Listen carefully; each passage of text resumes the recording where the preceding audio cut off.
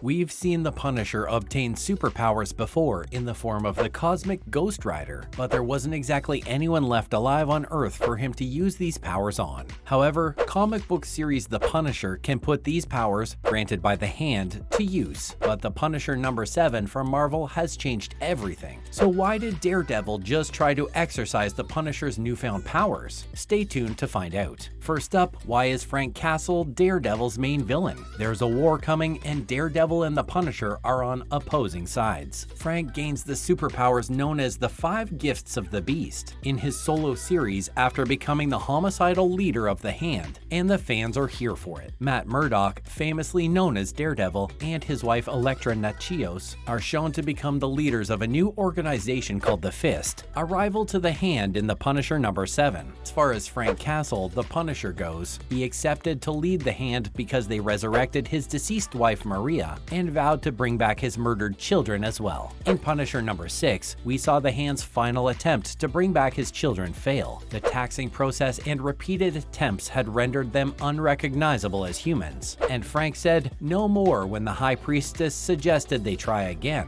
In this sneak peek of The Punisher issue 7, Daredevil infiltrates the Hand's Japanese stronghold and has a conversation with Frank. During the conversation, the Punisher demonstrates his fiery superpowers and demands that Daredevil leave. Daredevil, however, fires back by accusing the Hand of misleading the Punisher, an accusation that the anti-hero has heard before in the series from God of War Ares. In the trailer, Matt tells Frank that he thinks he's utilizing the Hand for his own objectives, but in reality, Frank is the one being used by the Hand. While fighting the Punisher, Ares claimed that the High Priestess of the Hand was playing tricks with Frank's head and implanting memories, and that Frank was being fed lies by the Hand. Next, Daredevil performs an exorcism. The Punisher number 7 comes from Jason Aaron, Jesus Says, Paul Azaceta, Dave Stewart, and Corey Petit from VC. Towards the end of The Punisher issue 6, Matt confronts Frank after learning that the Punisher has become the leader of the Hand. For those of you who don't know, the Hand is a murderous cult of assassins that Daredevil has spent years trying to destroy. The Punisher tries to convince Daredevil to leave the Hand's citadel peacefully, but Matt has other plans. But when Matt brings up Frank's recently resurrected wife Maria, a terrible fight breaks out between the two. It's in this moment that Daredevil learns about the Punisher's new superpowers, bestowed upon him by the Fist of the Beast. This leads to Matt claiming that Frank's been infected by the Beast. In an attempt to reason with the Punisher, Matt tells his frenemy that he's been down that road himself, hinting at the Shadowland crossover event of 2010, where he was possessed by a creature until Iron Fist arrived. Matt tells Frank that the Beast's corruption has seized him before, just as it is corrupting Frank now, but he knows how to fix it. Matt also added that if he ever becomes possessed again, he will use the spell that Doctor Strange had taught him to expel the demons. He then holds a small cross over Frank's forehead, telling him that it's an exorcism spell. Matt admits that he expects it to hurt and hopes that it does. And then he chanted the words, "Behold the cross of the Lord. Depart, unclean spirit. Be removed and expelled from this creature of, well, God," followed by the aftermath of the exorcism. Even though Daredevil was able to complete the spell and Frank was left with a burn from the cross, the Punisher recovered and got up, madder and angrier than ever before.